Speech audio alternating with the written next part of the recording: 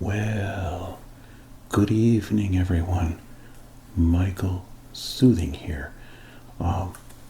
You know, after I did those previous flat earth videos, I had a number of interesting dialogues in the comments section, and I came to find out that some of the flat earth adherents were advising me to do some of my own research, looking at some of their videos and materials. And it turns out that there's literally like hundreds of thousands of videos about flat earth on YouTube, more than you could probably watch in your entire lifetime. Rude cars going by. I have to close the window. Hold on. Alright, I've closed the window so we won't hear all those rude noises. By the way, behind me is the live stream of the International Space Station. I'd have to zoom in on it for you to see where it's going over right now. But it turns out that's probably just computer generated footage and not real. And so we'll skip that for now and talk about it a little later. But back to where we were. I did some research and made some notes based on the number of videos that I watched, which was many. And here's what I found. And it's leading me to the conclusion that there might be something to this flat earth stuff after all. But I want you to do your own research also, right? You'll probably do a better job than I did, but let me tell you a few things that I found out. And I did some of my own experiments too. Like, for example, I drove 60 miles east from here and I timed it. And then I drove 60 miles west and timed it again after we spent time at that place. And the time was the same in both directions. Now, if Earth was spinning really fast, don't you think it would take me longer to go the direction where the Earth was spinning towards than the other way? Or I'm going against the Earth's spin like that? Yeah, that's what I thought too. So that indicates a flat Earth to me, right? Let me tell you some of my other findings. How about this one? You know, they say the globe is spinning 1,000 miles an hour roughly at the equator.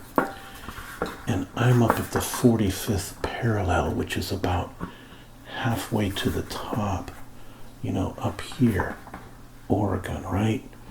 And so it should be spinning about 750 miles an hour there, you know, spinning really fast. And so I thought, okay, if I was to jump up in the air, you know, here's me jumping in the air, under that spinning globe. Let me show you a more graphic illustration. We'll bring the globe over here, show you. Remember, it spins counterclockwise. Really, it doesn't spin at all because it's flat, but if we're pretending we're on a globe for a second, okay, it's spinning like this, right? If you were to jump up in the air, you'd come down somewhere a little ways away from where you jumped because of the Earth spinning so fast. So what I did was I jumped up as high as I could, and you know, I had marks under where my feet were, and I thought, if the globe is spinning 750 miles an hour, it's gotta move some underneath me before I land back down again. But you know what? It didn't. I landed right where I jumped from. Okay, that's pretty positive proof experimentally that we must be on a flat Earth that's not moving. So I want you to know about that experiment. I even threw a cat way up in the air, right? And it kind of yowled. But when it came down, it landed right where I threw it from. I had to move to the side a bit so it wouldn't land on my head with its claws open and get revenge for being thrown in the air. But honestly though, no animals were harmed in the making of this video, so do not be alarmed. Okay, now another thing I was thinking about, this was brought to my attention by one of my viewers. You know how when you open a soda can it goes whoosh like that, right? Or like one of those new beer commercials where they do that. It's Bush beer or something. Anyway, one of my viewers very astutely brought to my attention that if you had a vacuum, right? Like space is this big, giant sucking vacuum, and then you put a bunch of high pressure atmosphere next to it, wouldn't the atmosphere just go whoosh into space and disappear just like that? Well, unless you had a big glass dome around the Earth, right, to hold it all in. Well, the atmosphere has not gone whoosh into space, so that must mean that we have a big glass dome over us, and that's what's holding all the air in. Very conclusive proof, I would say, that we're probably on a flat Earth with a big glass dome over it. Okay, so now, what else can we say that we can test? Oh, I fancy myself to be a pretty good amateur biblical scholar.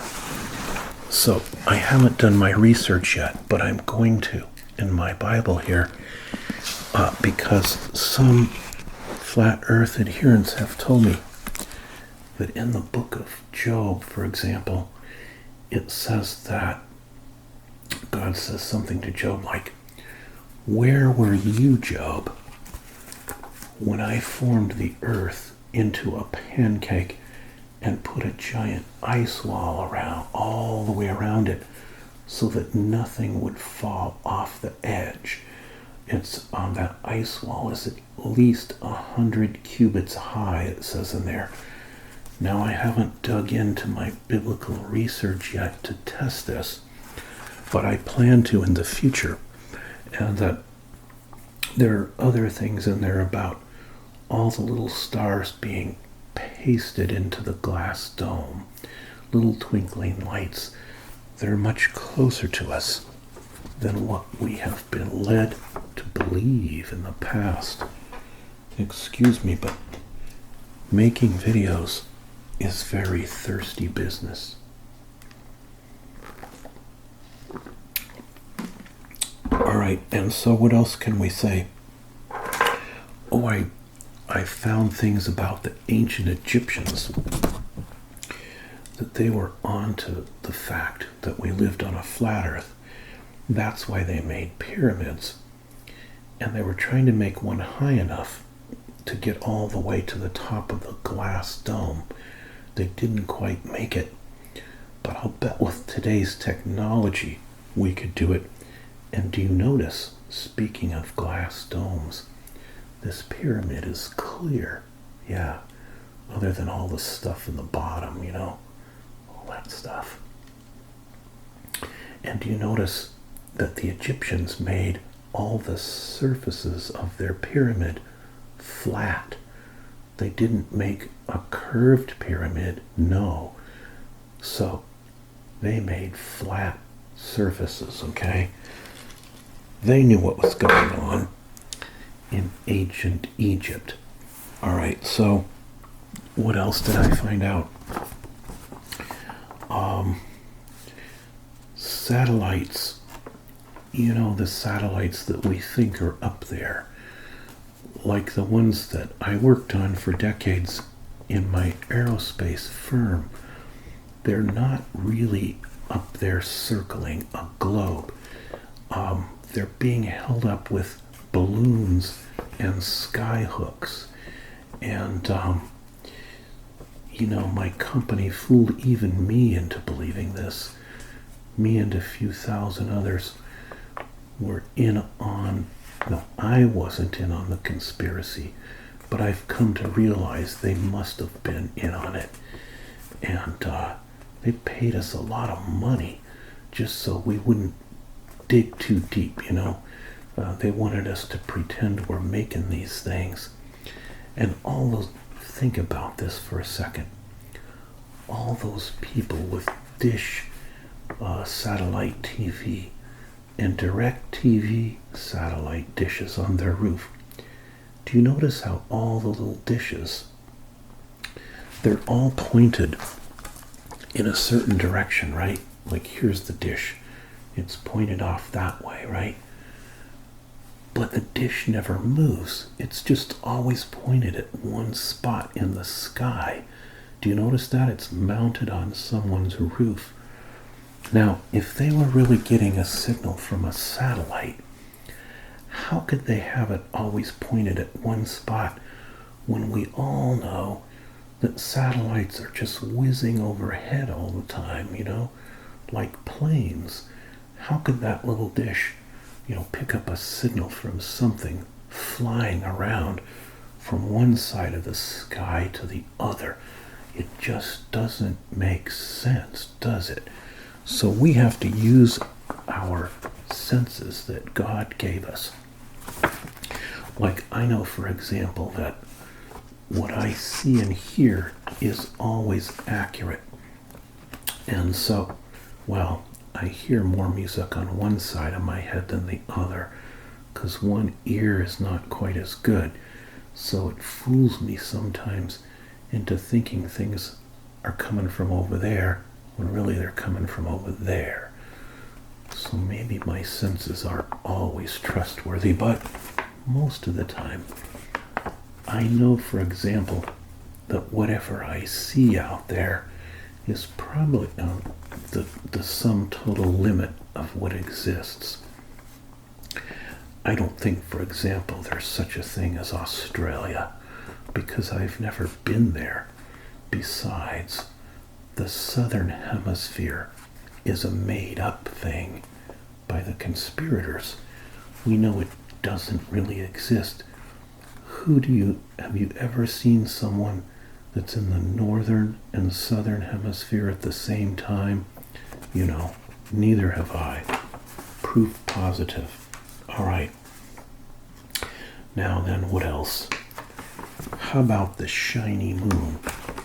Do you notice, if you look at this orange, okay, see how there's a shiny spot right there?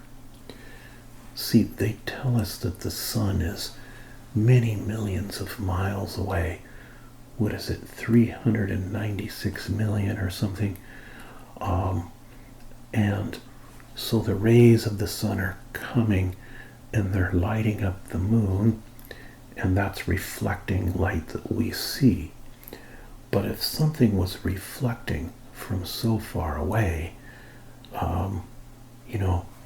why doesn't it make a shiny spot like this?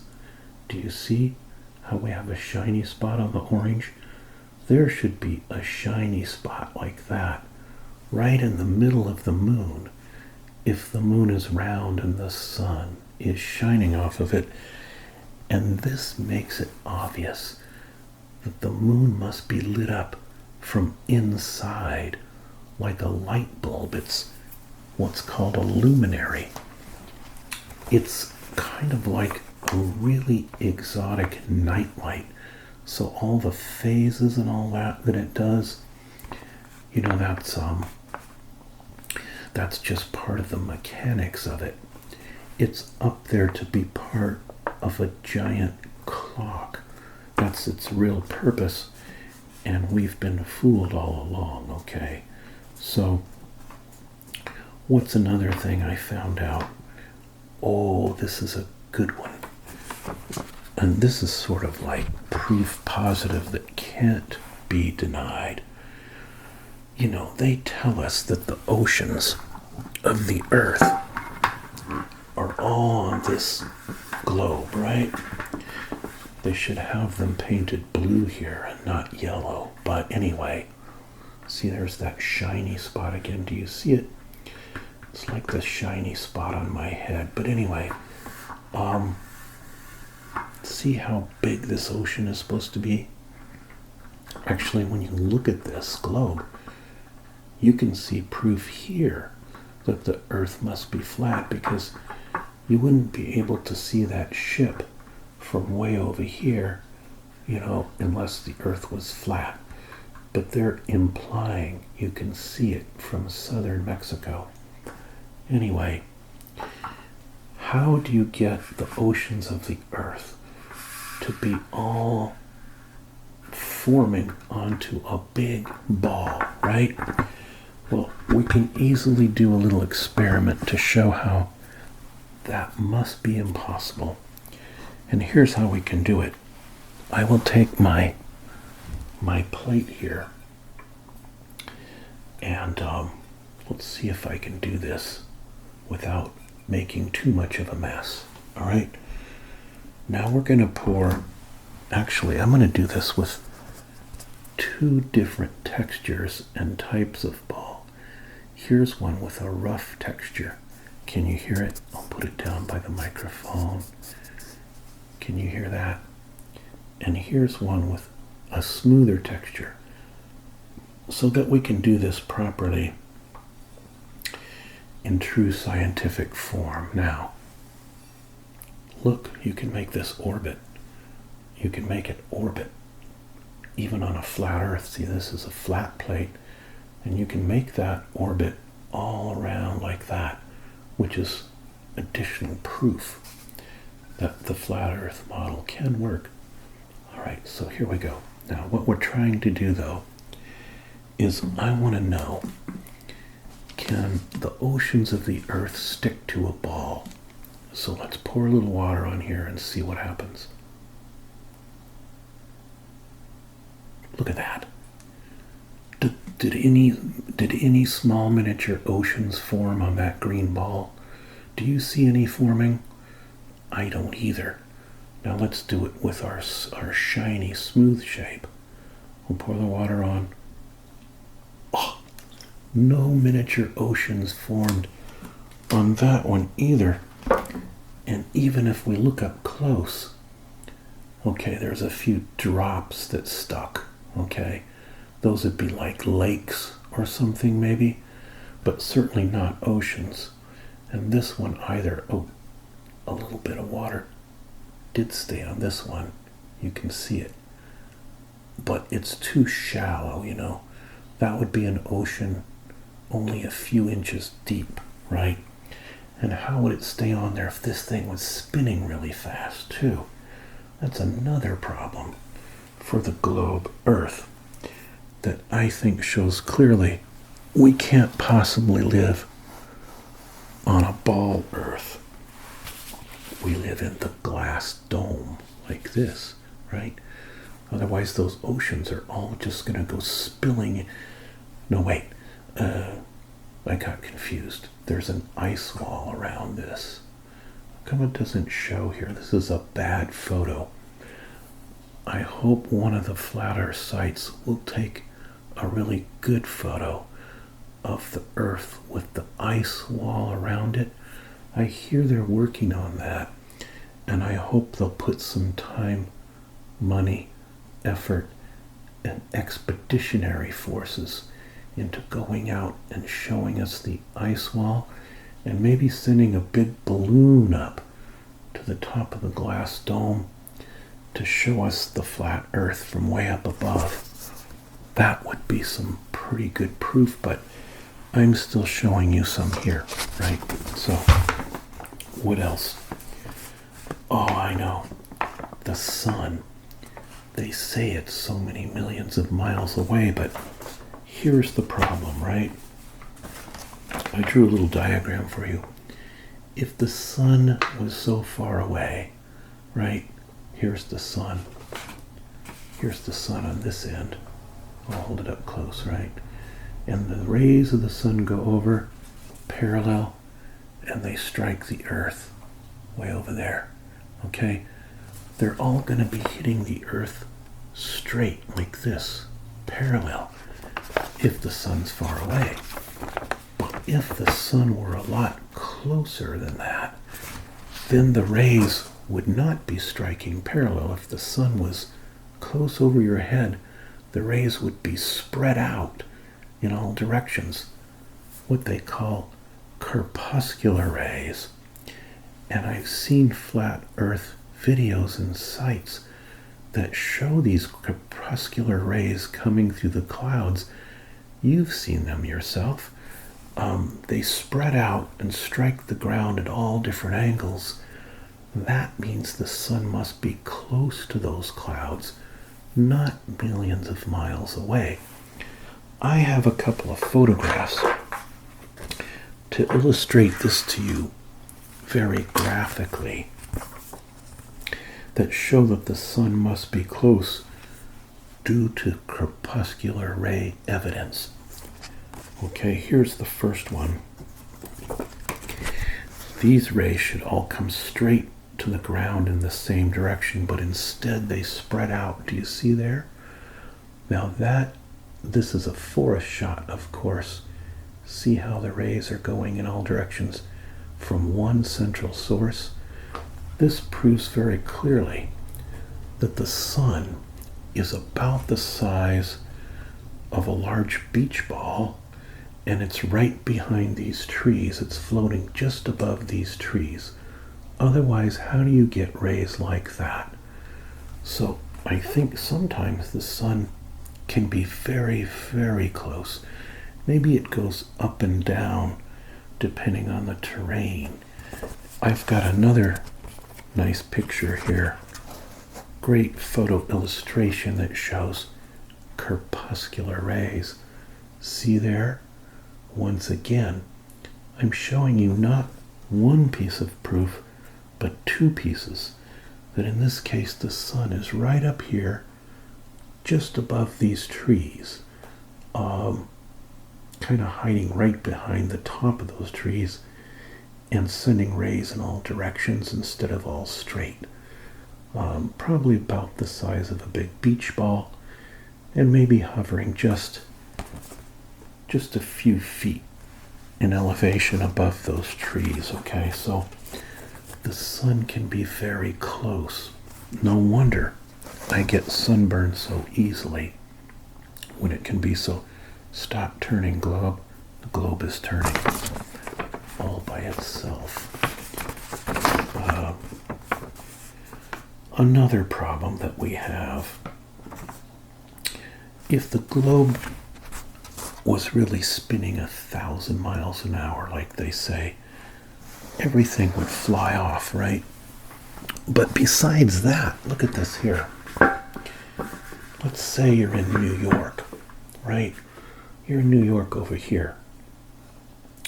You're at the top part of the world. The buildings in New York would be like this. They're gonna fall like that. They're all gonna fall flat because, they're at such an extreme angle. Not even a person would have to walk always bent trying to go, to keep from falling over. So it's crazy. Why is the earth spinning so fast behind me all of a sudden? That's proof positive. It's all CGI, all made up. Okay, so anyway, yeah, you can't have buildings sticking straight up or people like this. They're going to fall over, right? So, and they're going to fly off. Because as I showed you in the other video, if this ball Earth is turning one rotation every 24 hours, that's really fast. So look, let's watch it for a minute. Okay? Right now, I am turning it at a velocity of one rotation every 24 hours, can you see it moving? Can you see it turning really fast? And everything would, all the people, all the animals, even the cats would be yowling as they fly off at that tremendous speed of rotation. Do you see it? Well, it's going to take 24 hours, and I don't think we have that long to watch it go all the way around once. But if we did, then that would be proof positive that everything's flying off. If you have a globe going around every 24 hours like that. All right, so, let me show you something about the planets. I found out we don't really have the kind of planets we thought. They're not balls either. They can be various types of objects. But let's take something like Saturn, for example. I've got my astronomy book here, which I now realize is all fraudulent, and that's kind of disappointing because it's such a big, heavy book. It's kind of expensive, too. What did it cost? Someone blacked out the price. They were embarrassed paying that much. But let's take a planet like Saturn, for example. How could you have, plate-like rings around Saturn? If Saturn is a round planet, then why does it have flat rings around it? I think that's proof for a flat Earth, because Saturn has a certain flatness characteristic, do you see? But even more so, it's all about perspective, because look at this. If we turn this Saturn to a different perspective, we can see it's actually flat. Now this makes a lot more sense because it's got the flat ring around it. Do you see that? So it's just a matter of getting the proper perspective on things to really understand what you're looking at and what you're seeing or you think you're seeing. Just trust your senses, and if you can get a photo of the Earth on a flat page, try to imagine it that way, and then you'll be doing all right. Another thing I found in researching these flat Earth videos is that the horizon always rises to eye level. So here's the horizon, right? And what you find out is that if you're looking like this or something, the horizon will float up and be right here. If you're looking like this, the horizon will float up and be right there. If you're looking down, it will come and be right there. If you're looking up, it goes right there. The flat Earth folks say the horizon always rises to eye level. I'm still not sure I know exactly what that means, but it makes sense, doesn't it? Okay. What else? Oh, this gets us to our conclusion, basically. We're all brainwashed from birth into believing the Earth is a globe. And you've got to ask yourself, why is it that so many are in on this conspiracy? There's about 20 space agencies in various countries around the globe. I mean, around the Earth. And Japan, Russia, China, and a whole bunch of other players have space agencies. Brazil, many, many countries. And all the governments of the Earth are in on this thing because they're all perpetuating this globe Earth myth. You've got all the scientists on Earth perpetuating it. You've got all of the geodetic surveyors and just normal terrestrial surveyors they've probably cheated me on the size of my lot and my land, by the way, based on this globe thing. But anyway, I'm going to have to recheck my boundary markers with a flat earth surveyor. But anyway, you've got thousands of companies with millions, tens of millions of employees in the aerospace field, in the travel field, travel sites. You know, all the travel routes have to be false because they only match the globe Earth on miles. They don't match the flat Earth. Where, for example, instead of South America and Australia being close, the way they've tried to fool us into believing they're really the furthest place away from each other. They're tip of South America. You have to go all the way across the flat Earth to get to Australia, right? So all the travel agencies and employees, all the teachers on Earth, all the employees of all the thousands of companies that are involved in all these industries, all the government agencies, everyone, astronomers, even backyard astronomers who are telling you what they see, they're all part of this big conspiracy. And I wondered who could be behind such a huge conspiracy, right? But I figured it out. Let me get my pen and show you. You see the logo, you see the word NASA, right? We know that NASA has fabricated all the photos, all the video, all the stuff about going to the moon, all the photos from space of Earth, the International Space Station, all that stuff is pretend.